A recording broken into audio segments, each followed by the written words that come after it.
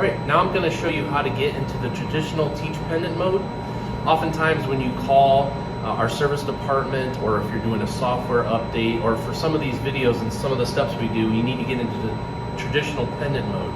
So to do that, we're going to go to the top left corner, we're going to expand our menu, and then on the bottom left of that drop down menu there's an icon. If I click on that, I'm going to expand the menu into a longer menu, and down under browser is editor. If I click on editor and then I go down to the bottom right hand corner of my screen and I click on the teach pendant icon there, you'll see it turn blue. Now I'm in the traditional pendant mode. Now to get back to the other mode, I can either hit this little back button on the top left corner, that'll take me back to that mode. I can do it that way, or I can do the reverse of what I did originally. I can hit the bottom right hand corner, turn the keys off, go to the top left corner, minimize my menu, and then go to teaching and editor, and that'll take me back to the original place I started from.